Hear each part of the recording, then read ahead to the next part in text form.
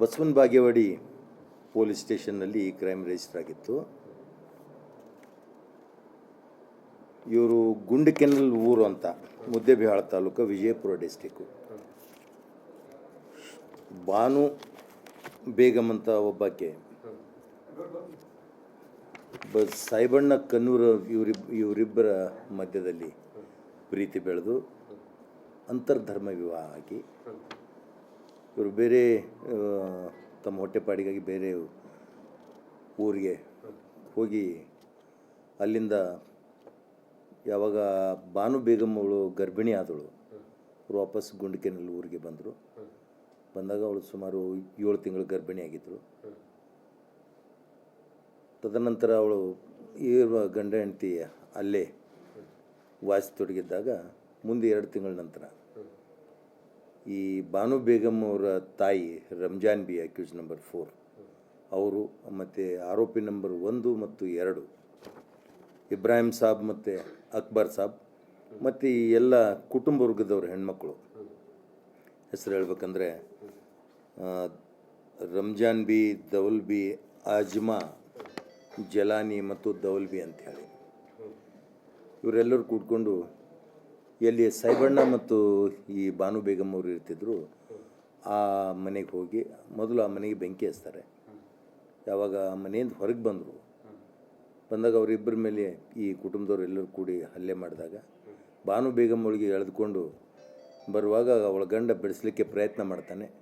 ಗಂಡ ಬಿಡಿಸಿದ ಪ್ರಯತ್ನ ಮಾಡುವಾಗ ಆ ಗಂಡನಿಗೆ ಕೂಡ ಕೊಡ್ಲಿಯಿಂದ ಮತ್ತು ಬಡಿಗೆಯಿಂದ ಕಲ್ಲಿನಿಂದ ಹೊಡೆದು ಹಲ್ಲೆ ಮಾಡ್ತಾರೆ.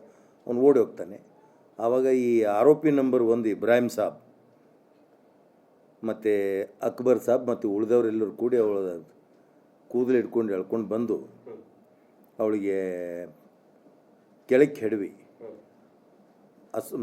ಅವಳಿಗೆ ಕೂಡ ಹಲ್ಲೆ ಮಾಡಿದ್ರು. ಆವಾಗ ಅವಳು ಕೆಳಗೆ ಬೀಳ್ತಾಳೆ.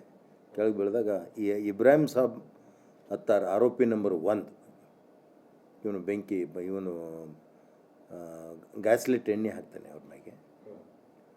ಆಮೇಲೆ 2ನೇ ಆರೋಪಿ ಅಕ್ಬರ್ ಸಾಬ್ ಇವನು ಬೆಂಕಿ ಹಚ್ಚಿಬಿಡ್ತಾನೆ. ಅವಾಗ ಇವರೆಲ್ಲರೂ ಈ ಉಳಿದೆಲ್ಲ ಆರೋಪಿ 4ರಿಂದ 8ರವರೆಗೆ ನಾನು ಹೇಳಿದ್ನಲ್ಲ, ಆರೋಪಿಗಳೆಲ್ಲರೂ ಕೂಡ ಒಳಗೆ ಹೊಡೆಬಡಿ ಮಾಡಿದರು. ಅವರು ಕೂಡ ಆ ಹತ್ಯೆಯಲ್ಲಿ ಭಾಗಿಯಾದರು, ಜೀವಂತವಾಗಿ ಸುಟ್ಟಾಕಿದ್ರು. ಇದೊಂದು ಮರ್ಯಾದೆ ಹತ್ಯೆ.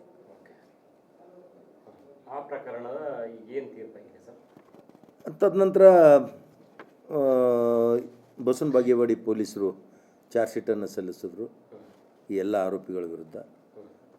ವಿಜಯಪುರ ಜಿಲ್ಲೆ ಡಿಸ್ಟ್ರಿಕ್ಟ್ ಆ್ಯಂಡ್ ಸೆಷನ್ಸ್ ಕೋರ್ಟ್ ಎಲ್ಲ ಆರೋಪಿಗಳಿಗೆ ಟ್ರೈ ಮಾಡಿದ್ರು, ಅಂದರೆ ವಿಚಾರಣೆ ಮಾಡಿದ್ರು. ಅದರಲ್ಲಿ ಆರೋಪಿ ನಂಬರ್ 1 ಮತ್ತು 2 ಇಬ್ರಾಹಿಂ ಸಾಬ್ ಮತ್ತು ಅಕ್ಬರ್ ಇವರು ಮರಣದಂಡನೆಗೆ ಅರ್ಹರು ಅಂತಕ್ಕಂಥ ತೀರ್ಪನ್ನು Vijayapura district and sessions court ಕೊಡ್ತು. ಉಳಿದೆಲ್ಲ ಆರೋಪಿಗಳಿಗೆ ಜೀವಾವಧಿ ಶಿಕ್ಷೆ ಕೊಡ್ತು. ಅದು ಆದ ನಂತರ ರೆಫರೆನ್ಸ್ ಅಂತ ಇರುತ್ತೆ, ರೆಫರೆನ್ಸ್ ಕೇಸ್ ಅಂತ. ಆ ಸೆಷನ್ಸ್ ಕೋರ್ಟ್ ಕೊಟ್ಟಂಥ ಶಿಕ್ಷೆಗೆ ಈ ಹೈಕೋರ್ಟ್ನವರು ಮಾನ್ಯತೆ ಮಾಡಿದರೆ ಮಾತ್ರ ಅದನ್ನು ಮಾನ್ಯತೆ ಮಾಡಿದ್ರೆ ಅದಕ್ಕೇನಂತಾರೆ, ಕಾರ್ಯರೂಪಕ್ಕೆ ಬರುತ್ತೆ ಅಷ್ಟೇ. ಇಲ್ಲದೇ ಇದ್ರೆ ಇಲ್ಲ. ಹೈಕೋರ್ಟ್ ತೀರ್ಪು, ಹೈಕೋರ್ಟ್ನಲ್ಲಿ ಸುಮಾರು ಒಂದು 8 ತಿಂಗಳ ಕಾಲ ಇದು ವಿಚಾರಣೆ ನಡೀತು. ನಾವು ಸರ್ಕಾರದ ಪರವಾಗಿ ನಾನು ವಾದ ಮಾಡಿದೆ, ಡಿಫೆನ್ಸ್ ಕೌನ್ಸಿಲ್ ಅವ್ರ ಪರವಾಗಿ ವಾದ ಮಾಡಿದ್ರು. ತದನಂತರ ಉಚ್ಚ ನ್ಯಾಯಾಲಯ ಕಲಬುರಗಿ ಪೀಠದವರು,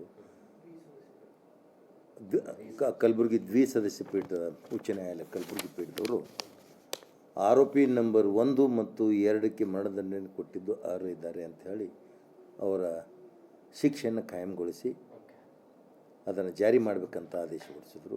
ಆರೋಪಿ ನಂಬರ್ 4ರಿಂದ 5, 8ರವರು ಅವರಿಗೆ ಜೀವಾವಧಿ ಶಿಕ್ಷೆ ಅಂತ ತೀರ್ಪು ಕೊಟ್ಟಿದ್ರು. ಕಲಬುರಗಿ ಹೈಕೋರ್ಟ್ ಕೊಡ್ತಾ ಇರುವ ಮರಣದಂಡನೆ ಪ್ರಕರಣದ ಮರಣದಂಡನೆ ತೀರ್ಪು ಇದು ಎಷ್ಟನೇ ಪ್ರಕರಣ? 2ನೇ ಪ್ರಕರಣ. ನಮ್ಮ ಕಲಬುರಗಿ ಪೀಠ ಇಲ್ಲಿ ಸ್ಥಾಪನೆಯಾಗಿ ಸುಮಾರು 19 ವರ್ಷ ಆಯಿತು. ಆ 19 ವರ್ಷದಲ್ಲಿ ಇದು ಎರಡನೇ ಕೇಸ್ ಇದು. ಆಮೇಲೆ ಈ ಕೇಸನ್ನು ದ್ವಿಸದಸ್ಯ ಪೀಠ ಮರ್ಯಾದೆ ಹತ್ಯೆ ಅಂತಕ್ಕಂಥ ಒಂದು ಆನರ್ ಕಿಲ್ಲಿಂಗ್ ಅಂತಾರೆ ಇದಕ್ಕೆ. It's been called honour killing. Honour killing ಅಂತ, ಇದು ಮರ್ಯಾದೆ ಹತ್ಯೆ ಕೇಸು. ಓಕೆ.